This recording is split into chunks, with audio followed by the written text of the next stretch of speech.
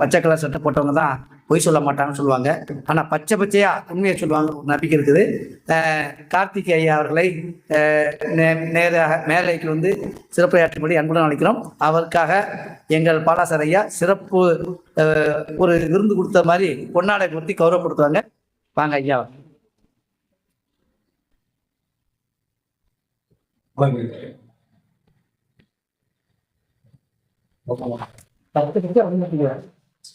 ஐயா ஒரே ஒரு ஸ்டார்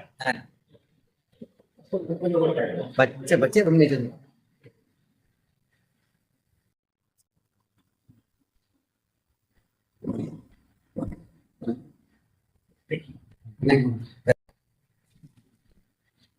கார்த்திக்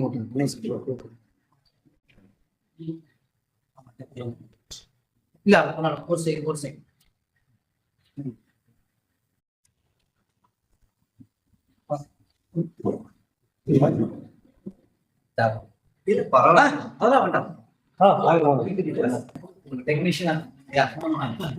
ஒளிப்பதிவு காத்தாயி யூடியூப் சேனலுக்கு சிறந்த ஒளிப்பதிவு அமைத்து கொடுத்த சகோதரருக்கு எங்க பாலாசர் ஐயா வந்து பொன்னாடை பொருத்தி வளரும் கலைஞர்களை ஊக்கப்படுத்துங்க. ஐயா மிஞ்சி யார முடியாது, இருந்தாலும் அவர் ஊக்கப்படுத்துங்களோட தொழில்நுட்ப கலைஞருக்கு ஊக்கப்படுத்திக்க நன்றி, வணக்கம்.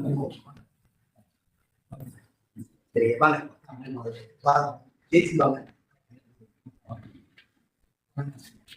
வாங்க ஐயா கார்த்திக் ஐயா வந்து பேசுங்க. அனைவருக்கும் இனிய மாலை வணக்கம். இன்னைக்கு இந்த இடத்துல வந்து நிற்கிறதுக்கு ரொம்ப சந்தோஷம். இந்த வாய்ப்பு கொடுத்த திரு சக்திவேல் ஐயாவுக்கு ரொம்ப வணக்கத்தை தெரிவித்துக் கொள்கிறேன். இந்த ஜோதிடம் அன்னை ஜோதிடம் ஆரம்ப விழா வந்துட்டு இது ஏற்கனவே வந்து நாங்கள் சதுரிகம் காலபைரவ அனுகிரகம் வாட்ஸ்அப் குரூப்ல வந்துட்டு நிறைய தடவை பேசிட்டு இருக்கிறோம். ஸோ அதில் வந்துட்டு சக்திவேல் ஐயா வந்துட்டு வாரம் ஒரு கூகுள் மீட்ல அப்படிங்கிறப்போ நடத்திட்டு இருப்போம். ஸோ அதில் வந்துட்டு ஐயா வந்துட்டு அவருடைய சொற்பொழிவுகள் வந்து கொடுப்பாரு. ரொம்ப அருமையாக யதார்த்தமாக நகைச்சுவையாக காலத்துக்கு தகுந்தாப்புல பல நல்ல விஷயங்கள் எங்ககிட்ட வந்து பகிர்ந்துக்குவார்.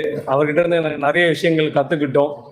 ஸோ இந்த ஜோதிட விழா அவருடைய அன்னை ஜோதிடம் ரொம்ப பெரிய லெவலில் சக்ஸஸ்ஃபுல்லாக அவருடைய வாழ்க்கையை வந்து பார்த்தீங்கன்னா அன்னையை போல வந்துட்டு எல்லாரும் வந்து ஆதரவு கொடுத்து வளர வைக்கணும்னு நான் ரொம்ப விரும்பி கேட்டிருக்கிறேன். அதுக்கு எல்லாம் வல்ல இறைவன் என் நாளுடன் சிவபெருமான் என்றும் எப்போதும் துணை இருப்பார் என்று நம்புகிறேன்.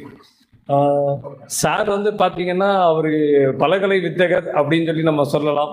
ஸோ அந்த அளவுக்கு நிறைய விஷயங்கள் அவருக்கு தெரிஞ்சிருக்கு. ஸோ ஆக்சுவலாக நான் ரொம்ப ஸ்டார்டிங் இப்போ தான் வந்துட்டு இருக்கிறேன். ஸோ அதில் நிறைய விஷயங்கள் நான் கற்றுக்கிறேன். ஜோதிடத்தை பொறுத்த அளவுக்கு வந்துட்டு யார் வேணாலும் எல்லார்கிட்டையும் ஏதோ ஒரு திறமை கண்டிப்பாக இருக்கும். அதனால முடிஞ்ச அளவுக்கு யாரையும் நம்ம குறை சொல்லலாம் அவங்க இருக்கிறதே ரொம்ப நல்லது. ஏன்னா இன்னைக்கு ட்ரெண்ட்ல நீங்க வந்து பார்த்தீங்கன்னா நிறைய பேர் வந்துட்டு யூடியூப்ல வந்துட்டு பயங்கரமா பேசி அது இதுன்னு சொல்லிட்டு தேவையில்லாம சண்டை போட்டுக்கிறாங்க. அது ஜோதிடத்துக்கும் அழகில்லை, ஜோதிடருக்கும் அழகில்லை.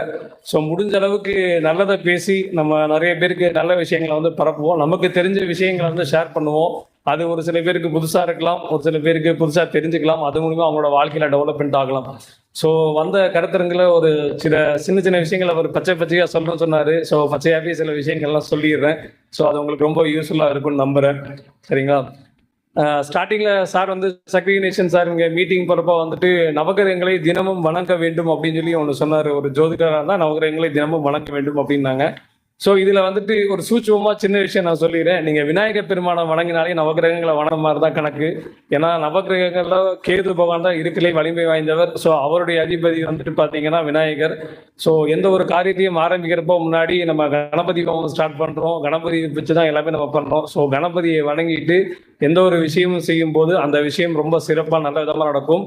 அதையும் மீறி தடைகள் வந்தாலும் அந்த தடையை தகர்க்கக்கூடிய அளவுக்கு ஒரு புத்திசாலித்தனத்தையும் ஒரு சமயோஜன புத்தியும் வந்துட்டு கண்டிப்பாக வந்து விநாயகர் பெருமான் ஏற்படுத்தி கொடுப்பார். இது வந்துட்டு முதல் விதி எனக்கும் மாறாது. எல்லா ஜோதிடர்களும் இது தயவு செய்து ஃபாலோ பண்ணுறது ரொம்ப நல்லது. ஏன்னா நான் எப்பவுமே காலையில் வந்துட்டு ஸ்ட்ரைட்டாக வந்துட்டு விநாயகர் கோயில் பக்கத்தில் விநாயகர் கோயிலுக்கு போய் ஆரம்பிச்சுட்டு ஓங்கம் கணபதி நம்ம அப்படின்னு ஆரம்பிச்சு தான் எல்லாமே நம்ம பண்ணுறோம். அதே மாதிரி ஒவ்வொரு ஜோதிடர்களுக்கும் அவங்கவுங்க குலதெய்வம் அப்படிங்கிறது ஒன்று இருக்கும். ஸோ அந்த குலதெய்வத்தையும் கண்டிப்பாக மறக்காமல் ஃபாலோ பண்ணுங்க. எல்லா ராசி கிரகங்களுக்கும் வந்து பார்த்தீங்கன்னா மெயினாக வந்துட்டு நவகிரக ஸ்தலங்கள் எல்லாமே வந்து சிவனை அடிப்படையாக கொண்டே வந்துட்டு எல்லா பரிகார ஸ்தலங்களும் இயங்கிட்டு இருக்குது. ஸோ சிவனின்றி எதுவும் இல்லை. ஸோ சிவனை வச்சு தான் எல்லாருமே வந்து இன்னைக்கு ஃபாலோ பண்ணிட்டு இருக்காங்க.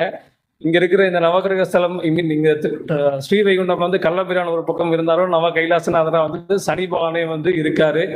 காலையில இவரு நம்ம திண்டுக்கல் சின்னராஜையா பேசும்போது கூட அந்த 7ஆம் பாவகம், அந்த சனி, அந்த சம்சாரம், இந்த விஷயம்லாம் பேசிட்டு இருந்தாங்க கலஸ்திரசாலம்னு.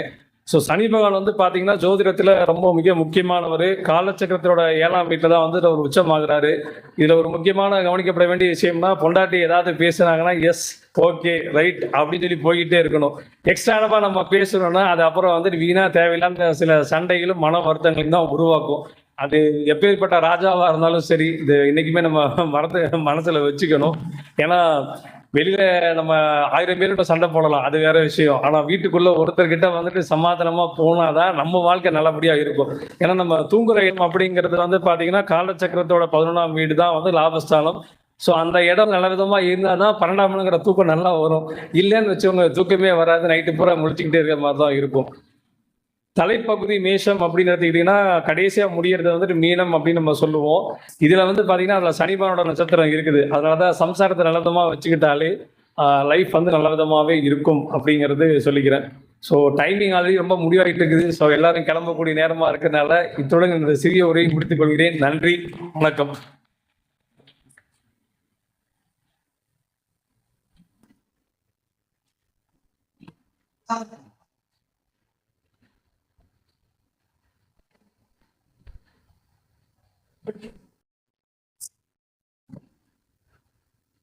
அழகான பச்சை கலருக்கு ஏற்கனவே நான் எங்கள் மீட்டிங்கில் சொல்லியிருந்தேன்.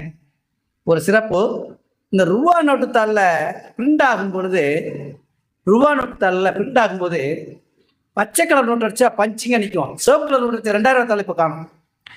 500 தாள் அதை தாண்டி உள்ள பச்சை கலர் தாள் ரன்னிங்கில் இருக்குது. அது அப்பவுமே சொன்னோம், இப்பவும் அந்த ரன்னிங்லாம் இருக்குது. அது என்ன காரணங்கிறதுக்கு ஒரு சின்னது தான். இருந்தாலும் இந்த அன்னை சோழனத்திற்கு பெருமை சேர்க்கக்கூடிய உரையாற்றிய பலருக்கு ஐயா நம்ம கார்த்திகராஜ ஐயாவுக்கும் அந்த சிறப்பு செஞ்சு எங்களுக்கு மனசில் இடம் பிடிச்சி ஒரு 2 வார்த்தை கொடுத்து போனாரு. அவருக்கு நன்றியை தெரிவிச்சுக்கிறோம்.